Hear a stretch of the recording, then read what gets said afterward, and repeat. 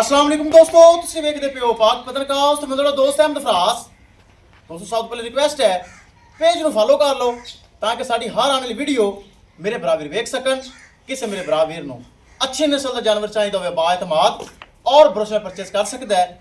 Location ਹੈ ਬੁੰਗਾ ਹਯਾਤ, ਤਹਿਸੀਲ ਜ਼ਿਲ੍ਹਾ ਪਾਕ ਪਤਨ ਸ਼ਰੀਫ। मोबाइल नंबर है साढ़ा 0300 पूरा 8754 743। व्हाट्सएप नंबर भी यही है जी, लोकल नंबर भी यही है। माशाल्लाह कल है तोहफा आया, पिछे बच्चा बहुत अच्छी गए। साढ़े भरा वीर कस्टमर ही नहीं, साढ़े भरा वीर फैसलाबाद तो पहले भी माशाल्लाह जानवर लैके गया सी। थोड़ी गलबात करांगे, पहला जानवर कैसा रहा और दूसरा जानवर का सौदा होया, प्यार मुहब्बत होया या नहीं होया, फिर करांगे लोग जी। अस्सलाम भजन की नाम है? मोहम्मद हसीब।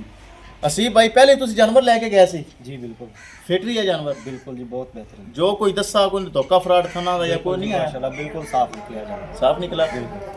ए दूसरा जानवर आया गां लग मेरी 7 लाख दी है। बिल्कुल। लेकिन ਤੁਹਾਡੇ ਨਾਲ ਕੋਈ ਗਲਤ ਨਹੀਂ ਕੀਤੀ? नहीं ਜੋ ਤੁਸੀਂ ਪੈਸੇ ਦਿੱਤੇ ਨੇ ਆਪਾਂ ਚੁੱਪ ਕਰਕੇ ਰੱਖ ਲੈਣੇ। बिल्कुल। ਖੁਸ਼ ਹੋ, ਰਾਜ਼ੀ ਹੋ? अल्हम्दुलिल्लाह ਚੰਗੀ ਹੈਗਾ बहुत। ਚਲੋ ਅੱਲਾਹ ਤਾਲਾ ਮੇਰੇ ਭਰਾ ਅਸੀਬ ਦਾ ਨਸੀਬ ਕਰੇ। ਲੋ ਜੀ ਭਾਈ ਸਾਡੇ ਕੋਲ ਆਏ ਨੇ, ਫੈਸਲਾਬਾਦ ਜਾਏਗੀ। कैमरामैन साहब गड्डी नंबर एक एक चीज करो क्लियर, छाड़ के करो रवाना। ले चलो जी माशाल्लाह वड्डी गां चेक करो। अल्लाह ताला सोनरा भाई हसीब दे नसीब करे। लो जी पकड़, इनाम पकड़ 1000।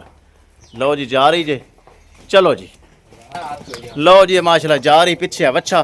किसी मेरे भरा नू वीर नू मजीद अच्छी नस्ल का जानवर चाहिए होवे बाएतमाद और भरोसे नाल परचेस कर सकता है। माशाल्लाह फैसलाबाद वास्ते रवाना। माशाल्लाह पहले भी एक जानवर माशाल्लाह रात ਨੂੰ ਪਹੁੰਚਾ ਕੇ ਆਏ हैं, वीडियो लगी हुई भरावा वेखी होनी। उस इलाके ਦੇ ਵਿੱਚ ਹੀ दूसरा जानवर है माशाल्लाह जा रही है। चुआई करके मालका लोडिंग की है। हाइट वेल नस्ल चंगी, पिछे है बच्चा।